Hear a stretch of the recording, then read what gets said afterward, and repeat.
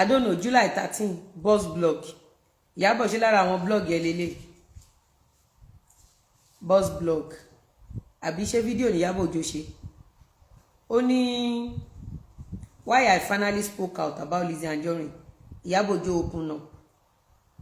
I've heard this in for so long, but today I just need to pour my heart out. Ẹ̀yin tèmi ẹ kú dédé ìwòyí ẹ kú àsìkò yìí ẹ̀yin tèmi ẹ̀yin èèyàn wa ẹ farabalẹ̀ ẹ wá nǹkan fìdílé tàbí kẹ́ ẹ fìdílé nǹkan láti gbọ́ bí ó ṣe ń lọ lórí ọ̀rọ̀ Ìyábọ̀ Òjó pẹ̀lú Lizzy Anjorin. Ẹ̀yin èèyàn ọ̀rọ̀ Ìyábọ̀ Òjó pẹ̀lú Lizzy Anjorin yìí níbo lẹ rò pé yóò yọrí sí àbí kí ni ẹ rò pé yóò gbẹ̀yìn àwọn méjèèjì yìí nítorí báyìí Lizzy Anjorin tó ti jáde o láti wá tú àwọn àṣírí kankan nípa Ìyábọ̀ Òjó pẹ̀lú Fọlá Tinubu èyí tí gbogbo wa mọ̀ sí ìyáálé Lizzy Anjorin. Ẹ̀yin èèyàn oríṣiríṣi nǹkan mà ló ń ṣẹlẹ̀ o mẹ́wàá ń ṣẹlẹ̀ ẹ farabalẹ̀ ẹ wá nǹkan fìdílé tàbí kẹ́ ẹ fìdílé nǹkan láti gbọ́ bí Lizzy Anjorin ṣe tú àṣírí Ìyábọ̀ Òjó pẹ̀lú Fọlá Tinubu nínú fídíò yìí. This is Ìyábọ̀ Òjó and I want you all to hear my truth.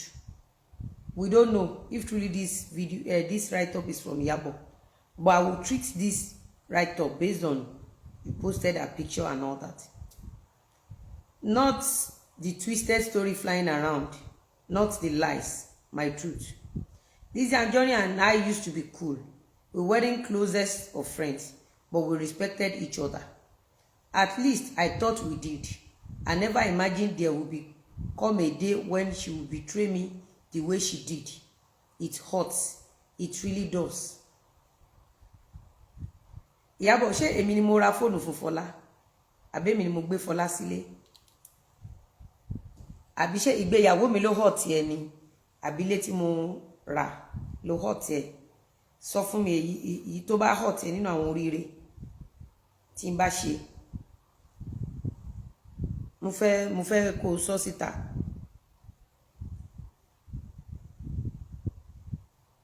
You don't understand? Èyí tó bá hot ẹ nínú àwọn oríire tí mo bá ṣe ni kó sọ because o talẹ̀ èmi àti òjò ṣe business kan náà èmi àti òkè ń ṣe lọ́rọ̀ o dẹ̀ ti gbé dọ̀kásì jáde sí mi láti 2018 Ìyábọ̀ Òjó Níkẹ́ pa mi kò tẹ́ ń ṣe pa mi toró lórí burúkú nìyẹn Níkẹ́ tó act nínú Kòfó first lady bó ṣe arrange ẹ lọ sọ́dọ̀ dọ̀kásì ní 2018 ní dọ̀kásì ń búlì mi tó dẹ̀ jẹ́ wípé ọ̀rọ̀ ẹ ló fi ń búlì mi lọ́rọ̀ tí mi mọ́wọ́ tí mi mẹ́sẹ̀ ó ti yé so èyí tí n bá ṣe nínú àwọn oríire mi tó dùn ẹ̀hún ni kò sọ torí kò yé mi ó ti yé mi àti ọ̀nṣọ́ lọ́rọ̀ à ń ṣọ́ rẹ̀ mi ò mọ̀ ẹ́rí ò mọ̀ mi rí so ẹ máa wo géèmù tí Ìyábọ̀ Òjó ń gbá o mo fẹ́ gbé evidence kan jáde fún yín nísìn I wish Mohbad is alive today to come and tell the whole world how that guy was being bullied to death. I wish Mohbad is alive today. I wish Mohbad is alive. It's quite unfortunate. Tí máa sọ fún pé lórí ọ̀rọ̀ Mohbad, ibi tẹ́ fojú sí ọ̀nà gbàbẹ̀. By the time I will show you some things, you will understand my point. And you will know the reason why I've been standing for Baba Mohbad. And the reason why I've been saying you guys should hold Gistlover very well. Now, she said, Lizzy and I used to be cool with wedding clothes. Only it all started when I began hearing things she was saying about me behind my back. Ìyábọ̀ Òjó, what are the things Lizzy Anjorin, that doesn't make friend in the industry? Lizzy Anjorin, that does not have time. Lizzy Anjorin, that doesn't mingle with you. What are the things that you heard about yourself through Lizzy Anjorin? Ìyábọ̀, you know all the 2019 drama Ọlọ́run á san fún ẹ lórí ààrẹ àti lórí ọmọ ẹ gẹ́gẹ́ bí èròǹgbà ẹ sí mi. If not for Táíwò Ọlábísí Adéyínká máa ń wọ̀n ẹ ní èpè Ọlọ́run á bá tiẹ̀ jẹ́ tọmọtọmọ ẹ bó ṣe ń sọ pé let go yẹn olórí burúkú yálà ìyá ìwọ ló bá mi san owó lọ́yà àbó lórí burúkú ẹ tó máa gbé ọmọ sin tó máa ṣorí burúkú pẹ̀lú Ìyábọ̀ Òjó o mọ̀ pé tán bá gbéyàn lọ sí court fún 1 billion you cannot pay less than 50 million for a lawyer torí o máa ṣorí burúkú tọmọtọmọ ẹ tó máa mọ sàárì àwọn ọmọ ẹ. When you hurt people you measure how much you hurt them. When you want to hurt people, when you want to fight people, but hurting them, you cannot tell me how I'm going to fight back, and you cannot determine when I will stop. Toro olórí burúkú ìyá gbogbo yín tẹ́ sọ pé let it go tẹ́ máa mọ sàárì àwọn ọmọ yín olórí burúkú owó tèmi ná fún lọ́yà ìran yín ò rírí ẹgbẹgbẹ̀rún ìran yín ẹ ṣiṣẹ́ ríro owó bẹ́ẹ̀ rí tí ò bá sọ lọ́run tó kọ́ ilé náà Ìyábọ̀ Òjó ti bá yá rẹ̀ jẹ́ tọmọtọmọ ẹ̀ láì ṣe ni tí ò bá sí Ọlọ́run tó kọ́ ilé náà. Mo mọ iye tí mo dálẹ̀ nílọrin mo mọ bó tiẹ̀ ti lè jẹ́ pé some are not from my pocket. My contact, I made my contacts for progress and successful journey, not court cases. Am I communicating? Case 1 billion tí Ìyábọ̀ Òjó gbé mi lọ kó gbọ́dọ̀ lọ be lọ́wọ́ ẹni lawyer. Tó bá yẹ pé case yẹn continue, o lè ná fún lawyer less than 50 m 100 m lórí case 1 billion. You understand? Tó bá dé máa fi parí case yẹn, pọ́n dájọ́ wá ń gbé lọ sí level mi, you may spend like 200-300 million. So imagine tó bá jẹun kánú. Ìyábọ̀ Òjó mọ nǹkan tó ń ṣe. Ìyábọ̀ Òjó bullied me, she defamed me, she bullied my children, my business, she attacked my husband, and she went to court saying òun fẹ́ bá mi náwó mi, ọ̀run á gbé àgbàná lé Ìyábọ̀ Òjó lọ́wọ́ àtàwọn ọmọ ẹ̀. Aburú tí agbára owó òká Ọlọ́run á gbé kọlù Ìyábọ̀ Òjó àtàwọn ọmọ ẹ̀. Bí ògo bá ń jẹ́ ti Ọlọ́run á dàbí tẹ́ pé mo kọ́kọ́ lọ fún Ìyábọ̀ Òjó lókù. You don't understand? You don't tell people how they will react. You don't understand? Tó bá jẹ́ pé Ọlọ́run ò kọ́ ilé náà, where is Baba Ijesha today? Imagine if I was not grounded. Imagine if I was expecting some people to come and give me money. Those money spending in court, imagine investing it on homeless people. Ìyábọ̀ Òjó, ó máa ráre kú tọmọtọmọ ẹ̀ dọjọ́ alẹ́ ni. Ó máa ráre kú ni. Lágbára àwọn tó nílé ayé, lágbára ìyá àti bàbá tó bí mi lọ́mọ, lágbára ọmọ tuntun tí mo gbé dání, Ìyábọ̀ tó dẹ̀ fẹ́ pa mí tó fẹ́ sọ ọmọ mi di homeless, wàá ráre kú tọmọtọmọ ẹni, Ìyábọ̀ Òjó. You don't understand? Bẹ́ ṣe ń wò mí kò sí bó ṣe lè ṣe mí tó bá gbọ́ pé Lizzy gbéyàn lọ sí court or station, ẹ mọ̀ pé ni ẹ ti ṣàṣetẹ́. I don't rush to take people to court or station.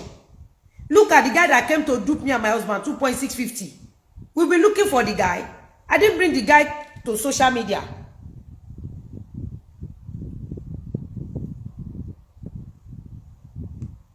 I didn't take the guy to social media. The guy brought me to social media. The guy came to social media and lied against me.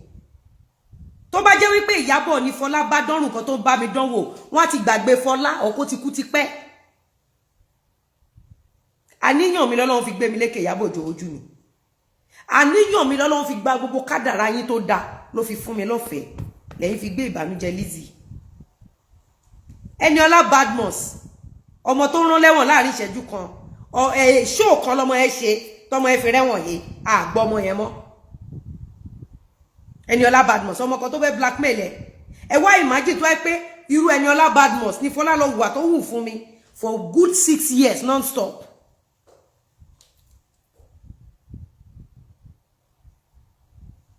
Ẹ imagine tó ẹ pé Ìyábọ̀ Òjó ní Fọlá ṣe nǹkan tó ṣe fún mi fún.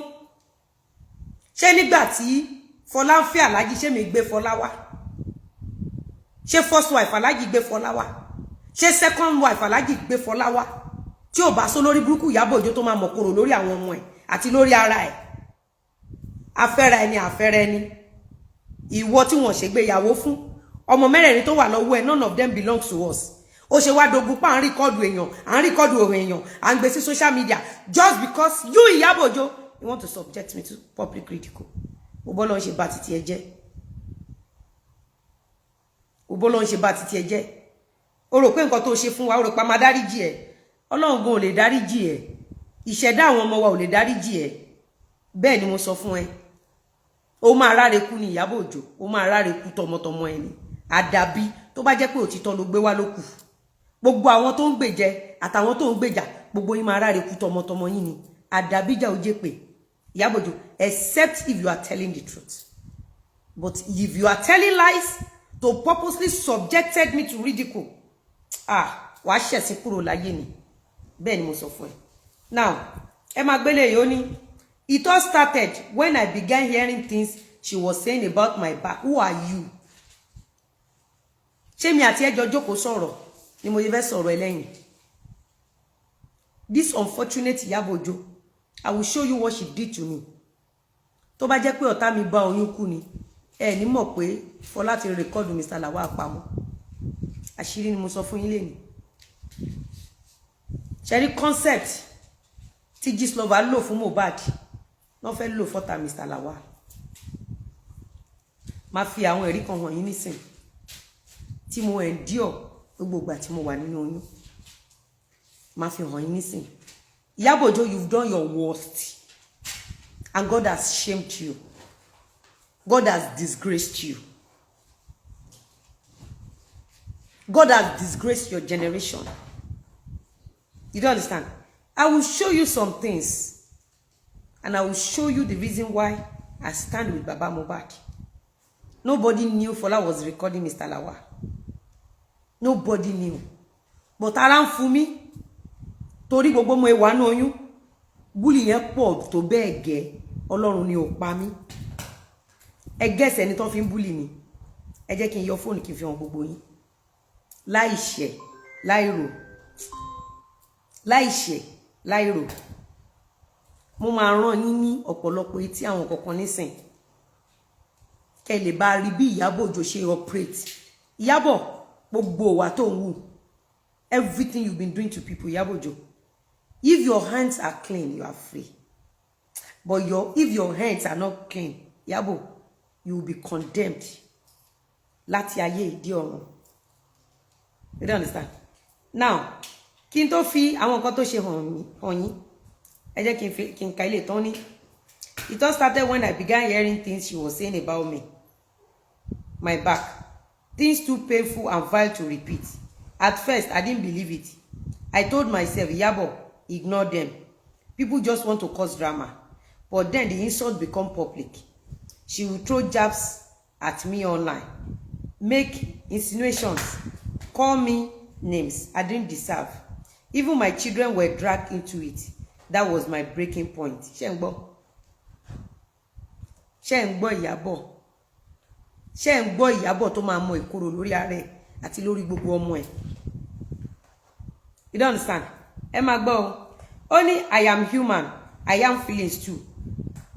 6 days ago àbí 5 days ago, ó mọ̀ọ́mọ̀ ṣe kinní yìí so that ẹ lè ra pity fún, so that àwọn èèyàn ní lè listen sí side mi. Ìyábọ̀ ti rí pé mo ti stand on my feet to spill a lot. Lẹ́ṣẹ̀ rí tó ṣe ń sáré ṣe gbogbo kinní. You don't understand? Wọ́n máa mèmí ní wáìtì. Reverse psychology ló ń lò ń bí. Ẹ má gbàgbé pé Fọlá àti àwọn Ìyábọ̀ gbogbo wọ́n ti ní gbogbo audio Alhaji lọ́wọ́. Everything ti wà intact. Now ẹ má gbọ́. Ó ní I'm human, I have feelings too. People think because we're celebrities we don't cry ourselves to sleep sometimes. But I did. Many nights I wonder what I did wrong. Why she hates me so much. Ṣé rí kó ti throw mi. Ọjọ́ tí ó dárúkọ mi ló post kíní yìí. Lẹ́yìn tí mo ti wọ́n ẹ̀ pé kó máa lọ pé mi gbọ́dọ̀ gbórúkọ mi lẹ́nu mọ́. Ó lè mi hate òun. Ẹ máa gbọ́ lórí burúkú alápá má ṣiṣẹ́ ológo donation. Ó ní ẹni tó ń kọ́ ilé ta hate òun. Ìyábọ̀ tí mi mọ existence ẹ̀. Let me tell you something as a society woman tó lọ ń kún ẹlé. Ẹ gbọ́ mi, if you want to pick on people, you pick on people that wear gold for positive. You pick on people that wear expensive laces for positive. Then where they display houses, homes, you stop by, you check for positive, not the negative side. Whatever you do for a living, if you pick on the negative side, you will never succeed. So it is very hard for someone like me to pick an hatred against Iyabo Ojo that does not exist in the society. What are the things that could make me notice existence of Iyabo Ojo? Nothing. She doesn't wear fabrics. She doesn't wear gold. She doesn't have life. She does not belong to my line in the society. And you all saw what happened. I was fighting back to defend myself and my family. That was what I was doing. And I tried my best. I tried as much as, if you don't come for me, I won't come for you. I stick to my own ideology of life. tó ẹ̀yin tèmi ẹ ti gbọ́ o ẹ mà tún ti gbọ́ àwọn ọ̀rọ̀ tí Lizzy Anjorin sọ ń bí ẹ tún ti gbọ́ àwọn àṣírí tí Lizzy Anjorin tú o ẹ ti gbọ́ ìdí tí Lizzy Anjorin sọ pé òun fi ń jà. Lizzy Anjorin sọ wípé òun jà nítorí ìdílé òun ni, nítorí títò ọmọ òun àti ọkọ òun ni. Ẹ̀yin èèyàn wa, ó ní pé tí kò bá sẹ́ni tó wá fún òun, wípé òun ò kì í wá fún anybody, òun ò kì í báyàn jà, jẹ́jẹ́ ni òun máa ń lọ. tó ẹ̀yin èèyàn, jẹ̀rù wípé òun tọ̀rọ̀ ní Lizzy Anjorin sọ́nù fídíò yìí. Ohun tí ẹ bá lérò lórí ọ̀rọ̀ Lizzy Anjorin, ẹ pàdé wa ní comment section kí a lè sọ̀rọ̀ nípa rẹ̀. Ó dìgbà. That if you did not come for me, I will never come for you.